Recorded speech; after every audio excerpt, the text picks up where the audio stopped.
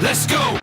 Hey everybody, Coach Scott here this morning, and today I want to talk to you about something that always pops up in my mind, particularly on the weekends when you don't make the right food choices, or you have a hard time with an outing or a family vacation, or you just come off a big weekend where you just felt like you didn't reach your goals, you didn't stay on plan. And many times this approaches me on Sunday night when I look backwards over the weekend and think, I could have done better than that. I could have made better choices. And so today, again, for many people, this is the type of pain as they reflect back on this, and this is a type of regret that really keeps them prisoner, and it keeps them from moving forward. And it doesn't allow you to take the next steps and get out of that emotion. And so I want to talk to you about the two types of pain today, and that is the pain of discipline and the pain of regret.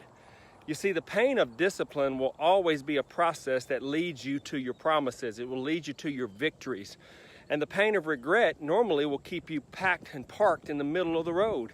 And so it won't allow you to move forward, because that emotion of regret will continue to hold you back and make you think you're not good enough, or you don't have what it takes, or you failed so many times before. This is just another setback and disappointment in your life that you really don't want to experience. And it's normal, to experience some regret in our lives. We have all had regrets in our lives.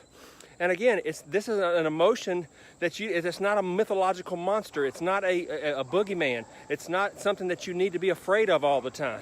So I want to talk to you today about some tips that I've learned how to cope with regret and how to understand regret a little bit deeper. And when I think about behavioral sciences and how people think and operate, it's one of the things that really keeps people from being the best and highest version of ourselves. You see, when you have a feeling of regret, it's usually not about the thing that you did. It's not about what you did, but most of the time it's about the feeling of self-sabotaging patterns that come back up and tell you that how stupid you were, and how crazy you were for making that decision. And why did you stay with this guy? Or why did you get into this relationship? Or why did you make that business decision? I can't tell you how many times I've made a decision in this business that I look back on and go, golly, how crazy was that? That was stupid for me to invest that type of money on something that never panned out. And again, what happens is people will have told me in the past, God, you were crazy. You didn't think that through very well. And then what happens is, because of that pain of regret and feeling exhausted and overwhelmed and not adequate and working with subpar information, what you begin to do is you begin to pile on yourself. And that right there can keep you frustrated. And it will, like I said, it will keep you parked in the middle of the road. And again, it's an emotion you don't have to be afraid of, but you don't need to live in those feelings. Get over it. And again, when they pop up from time to time, look how far you've come. And if you've fallen into certain traps, many times before, I always tell people the first time you do something, it's a mistake. The second time you do something, and from that point forward, it is a choice. It's a choice.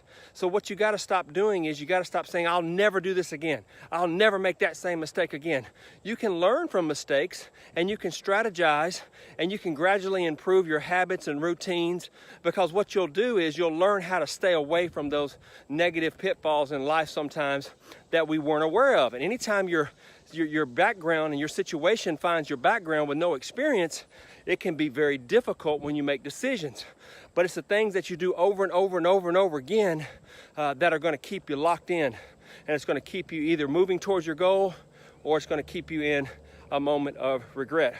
And people all the time say, I have no regrets. Or I'll live my life, if I could do it over again, I'd do it the same way. But let me tell you something. That's not true. And that's not realistic.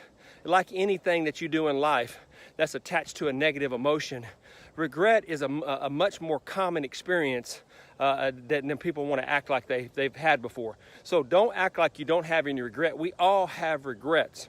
It's the ability to move forward. And when you acknowledge your feelings, instead of hiding from them or denying them, it helps you think about strategies so the next time that you can minimize your future experiences of mistakes.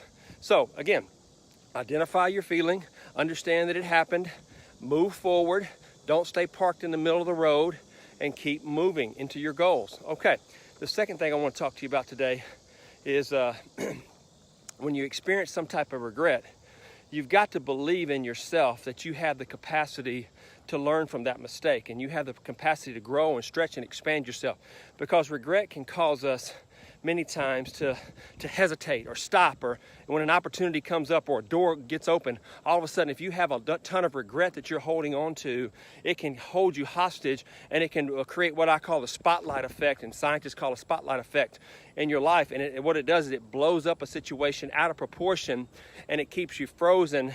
And again, it'll keep you permanently stuck.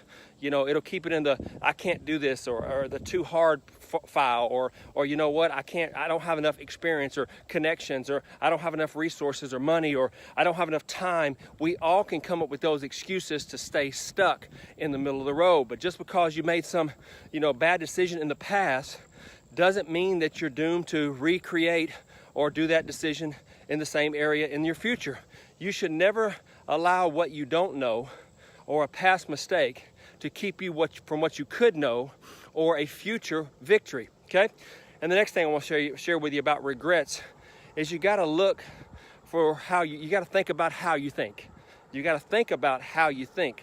It's little shifts in your thinking pattern and your thought process that will really keep you moving forward and going to the next level. But also too, if you don't think about the way you think, if you don't change what you're thinking about, if you think about the emotion of failure, the emotion of regret, the emotion of setbacks, the emotion of I wish I would have, or what if this would have happened, if you always think that way, then what it can do, it will prevent you from even trying for your next opportunity. And I think I read recently where an author had a great tip on how to think differently. She said, try to think about going to sleep early as a treat. Wow, and that's an interesting way to think about it. It's easy to think about staying up late, enjoying some personal time and watching your favorite TV program or reading, but it's much harder to think about hitting your bed early and enjoying all those comforting sensations that we get when our body begins to slow down and begins to heal and repair and recover itself during the sleep-wake cycle, and the circadian rhythm starts to have some routine with it. So again, these are some things and some tips that you can really, really begin to change the way you think. It's far easier to think about simple things and about improving your behavior than it is just to completely think about you're never going to have any more regrets. You're never going to make any more mistakes. You're never going to have any more setbacks in your life. That's a bad way of thinking about it, because again, if you live long enough, mistakes are going to happen. If you do something in your life, you're going to come into a situation where it could possibly limit you from your previous experiences because you don't have any experience in that area of your life yet. But once you do have experience in that area, once you do understand what normal is, then you can make appropriate decisions to move forward and perhaps avoid some of those mistakes that you've had in your past. And finally, I want to talk to you about, this is a great tip for everybody, whether you're experiencing some level of regret or not right now. You've got to give yourself some grace, and you got to give yourself time. And always give yourself an appropriate amount of time to absorb the feelings that you're feeling right now. Give yourself some grace, knowing that grace will ultimately create space in your life. And when you begin to do that, you'll begin to develop mechanisms. You'll begin to develop coping devices that will effectively deal with any type of regret or hurt that's going on in your life. And there's always a balancing act that has to happen. Thinking about all your past and ruminating about what went wrong and what could go wrong in the future is never going to be helpful for your future. But also too, if you just throw away your feelings and never think about what happened and brush it off like it never happened, that's probably not going to help you move forward anyway, because those feelings are going to bubble up from time to time, and they're always going to serve as a reminder of what could have been. So instead of thinking about just throwing away all your feelings, not giving yourself any grace, calling yourself stupid for all the mistakes you've made, think about it this way. You didn't double check, your credit card before leaving your house, did you? You didn't double check your bank account before you made a purchase. You don't have to double check the emotional deposits that are already inside of you. You don't have to always go back and check them and see how much you have left. Now, you've got to monitor it, and particularly you've got to monitor your inner conversation, but you don't have to always be checking yourself and be self-critical, because those feelings will naturally, over a period of time, even when you make a mistake, what will happen is those feelings will naturally dissolve on their own if you'll give them time and if you'll give yourself some grace. And then you can see the whole picture, because many times I've heard it said that people cannot see the picture because they're inside the frame. And anytime you're inside the frame of your own emotions and frame of your own feelings, what will happen is you cannot see the whole picture. And life is about ebb and flow.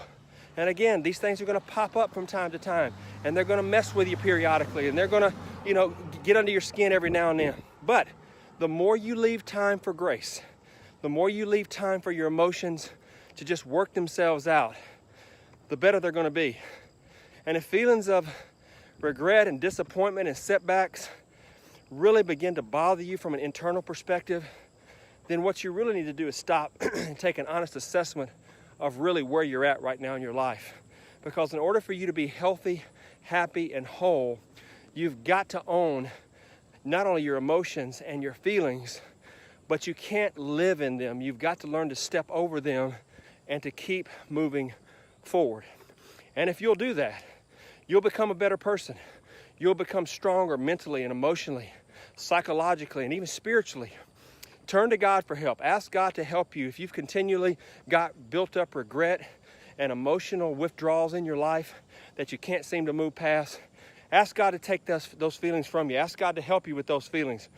And then you got to feed yourself in some way the positive thoughts, so that you're not self-criticizing and you're not self-sabotaging yourself, and you can allow your emotions to work themselves out naturally, because that's always the most efficient and effective way to try to make something into nothing and try to take a negative and turn it into a positive. So God bless you guys.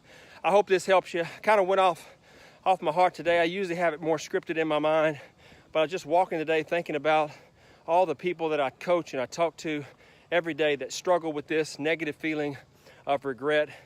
And in some ways, I hope this helps you be a better, higher version of yourself. So God bless you guys. Take care. We'll see you soon.